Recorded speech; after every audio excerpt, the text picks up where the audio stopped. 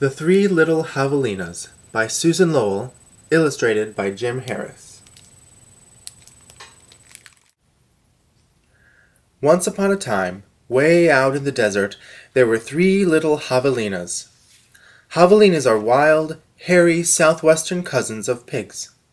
Their heads were hairy, their backs were hairy, and their bony legs all the way down to their hard little hooves were very hairy, but their snouts were soft and pink. One day the three little javelinas trotted away to seek their fortunes. In this hot, dry land, the sky was almost always blue. Steep purple mountains looked down on the desert where the cactus forest grew.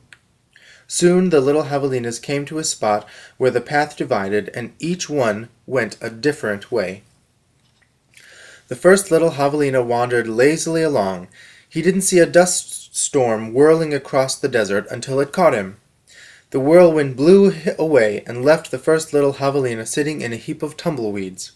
Brushing himself off, he said, "I'll build a house with them." And in no time at all he did. Then along came a coyote. He ran through the desert so quickly and so quietly that he was almost invisible. In fact, this was only one of Coyote's many magical tricks. He laughed when he saw the tumbleweed house and smelled the javelina inside. A tender, juicy piggy, he thought. Coyote was tired of eating mice and rabbits. He called out sweetly, little pig, let me come in." "Not by the hair of my chinny chin chin," shouted the first javelina, who had a lot of hair on his chinny chin chin. "Then I'll huff, and I'll puff, and I'll blow your house in," said Coyote. And he huffed, and he puffed, and he blew the little tumbleweed house away. But in all the hullabaloo, the first little javelina escaped, and went looking for his brother and sister. The coyote, who was very sneaky, tiptoed along behind. The second little javelina walked for miles along the giant cactus plants called saguaros. They held their ripe red fruit high in the sky, but they made almost no shade, and the little javelina grew hot. Then he came upon a Native American woman who was gathering sticks from inside dried-up cactus. She planned to use these long sticks, called saguaro ribs, to knock down the sweet cactus fruit. The second little javelina said, "Please, may I have some sticks to build a house?" "How?" she said, which means yes in the language of the desert people. When he was finished building his house, he lay down in the shade.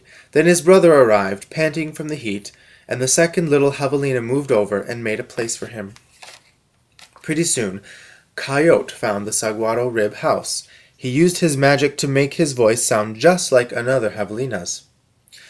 Little pig, let me come in," he called. But the javelinas were suspicious. The second one cried, "No, not by the hair of my chinny chin chin." "Bah," thought Coyote, "I'm not going to eat your hair." Then Coyote smiled, showing all his sharp teeth. "I'll huff, and I'll puff, and I'll blow your house in." So he huffed, and he puffed, and all the saguaro ribs came tumbling down. But the two little javelinas escaped into the desert.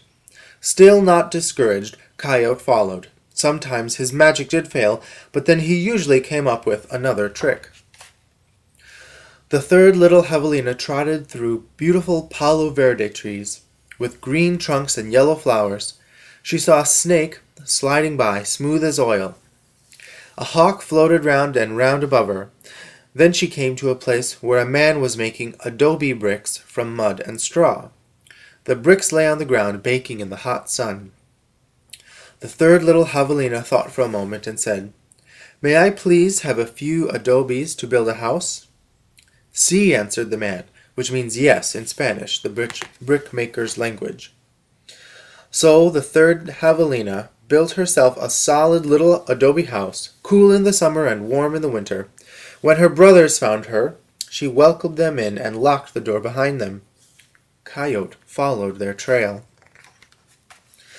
Little pig, let me come in," he called. The three little javelinas looked out the window. This time Coyote pretended to be very old and weak, with no teeth and a sore paw. But they were not fooled. "No, not by the hair of my chinny chin chin," called back the third little javelina, for she was a wise Latina.